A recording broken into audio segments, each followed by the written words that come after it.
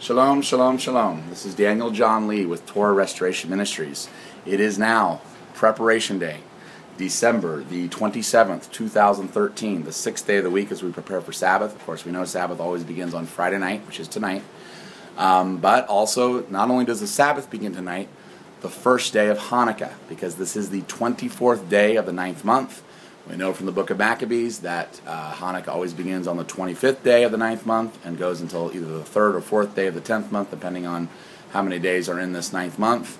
And this year, Hanukkah does go, because of the new moon, it does go from December the 28th, or actually starts tonight, December the 27th, because the day begins at night, and goes until January 4th. It is T-minus 1 day, actually less than 1 day, because Hanukkah officially starts tonight. And people have been talking a lot about Comet Ison and the debris and volcanoes and earthquakes and all these things that may or may not happen. I've been seeking Yahweh quite a bit in prayer, because obviously everyone knows that I made this podcast about a month ago, at the end of November. I did just rewatch that podcast, and in that podcast I said, the possibility is this, so I was very careful with my words. But, since then I have put a countdown counter on my website, and I've really felt from Yah that something major is going to break out, because, again, if Satan's cast down from heaven as he cleanses his heavenly tabernacle, it makes sense that with such a major spiritual event, once every 6,000 years basically is what we're talking about. Satan's never been cast down like that before. That Revelation 12 event would manifest physically. And I'm not sure if it's this Comet Ison thing, because I've heard that there's some dust now from the debris that's starting to float in the atmosphere, but it's not really manifest at all. We'll see how that happens. But what I'm convinced of is this Psalm 83 war. And I've mentioned this before, that there's going to be this war where the very nearby neighbors of Israel are going to have a confederacy to ambush Israel, but Israel's going to be overcome, and actually Israel's going to annex a bunch of land. There has been some tensions this week, if you've been following the news, even though the United States has sort of been lost in its revelry and pagan Christmas revelry. And in fact, my wife and I just saw on Drudge Report yesterday that the stock market had reached its 50th record high. So, everyone's just like, hallelujah, peace, safety, we're making all this money, blah, blah, blah.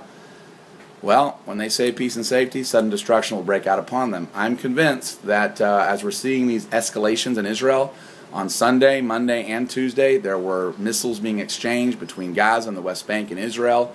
There were tensions. There's been a sniper attack. There was a bomb that blew up on a bus. Thankfully, everyone was evacuated from the bus before it blew up. A Palestinian girl was killed by Israelis. Israelis have been killed by Palestinians. Things are rising. And in fact, there's even a story that came out yesterday that said the Jewish leadership is fearing that another Palestinian uprising is about to break out. I do believe that we're going to see at least the beginnings of the Psalm 83 war tomorrow. What that means, well, we'll have to watch the news. But I'm watching it very carefully. I did look at the news this morning. Things seem to be kind of in a lull, as Shabbat is just now beginning in Israel.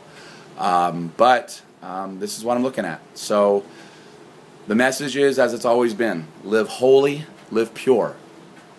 Love Him with all your heart, soul, mind, and strength. Love your neighbors yourself. Keep the Torah. Press in. Again, it doesn't mean that you know everything, but it does mean that what you do know, you're living out, and that you're always seeking Him. You're always keeping that repentant, humble heart and saying, Yah, I just want to please you.